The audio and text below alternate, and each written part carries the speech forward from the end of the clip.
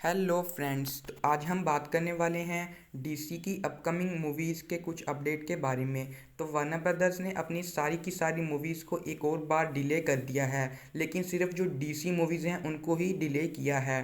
तो अब DC movies की न्यू रिलीज डेट क्या है, आज हम उस बारे में इस वीडियो में बात करेंगे।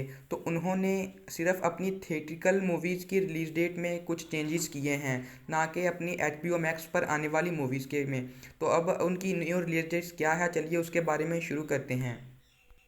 सबसे पहले बात करते हैं DC league of super pets की। तो इसकी जो पहले रिलीज डेट थी वो थी 20 मई 2022 की।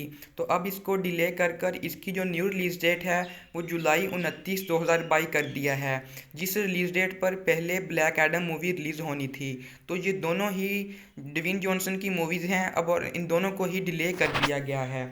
तो अगर हम इसके बाद बात करें शज़ैम 2 यानी कि Shazam fury of the gods की, तो इस मूवी की जो पहले रिलीज डेट थी वो थी जून 23 2023 की। तो अब इस मूवी की रिलीज डेट को डिले नहीं बल्कि पीछे कर दिया गया है, जो कि है 16 दिसंबर 2022। तो जी इसी दिन अवतार 2 रिलीज़ होगी। इस मूवी की रिलीज डेट से तो इसका डायरेक्टर भी खुश नहीं है। उन्होंने तो साफ साफ जाहिर कर दिया है कि इसका क्लैश सीधे सीधे अवतार 2 से होगा। अगर हम इसके बाद बात करें एक्वामैन 2 यानी कि Aquaman and the lost kingdom की, तो इसकी जो न्यू रिलीज डेट है वो 17 मार्च 2023 की कर दी गई है। ये मूवी इस साल 16 दिसंबर 2022 को थिएटर में नहीं बल्कि अगले साल ही हमें 17 मार्च 2023 को सीधे थिएटर में देखने को मिलेगी।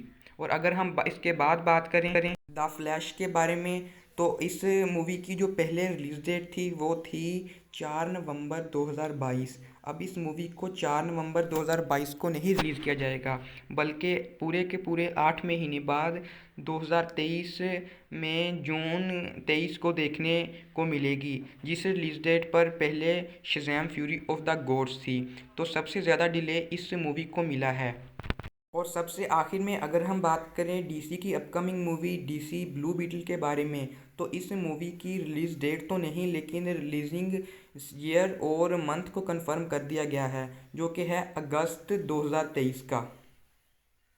अगर हम बात करें कि इन मूवीज़ को क्यों डिले किया गया है, तो इसकी कंफर्मेशन स्टूडियो की तरफ से तो निकल कर नहीं आई हैं, लेकिन कुछ बड़ी बड़ी वेबसाइट इस बात का दावा कर रही हैं कि ये डिलेज़ जो हैं वो डिस्कवरी और वार्नर ब्रॉस के मर्ज की वजह से हैं।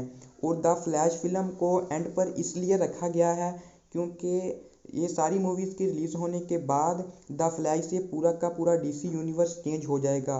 तो अब भी उम्मीद यही लगाई जा रही है कि शायद वो स्नाइडरवर्स को रिस्टोर करने के चक्रों में है, लेकिन अब इस बात में कितनी सच्चाई है वो तो हमें आने वाले वक्त में ही पता चलेगा।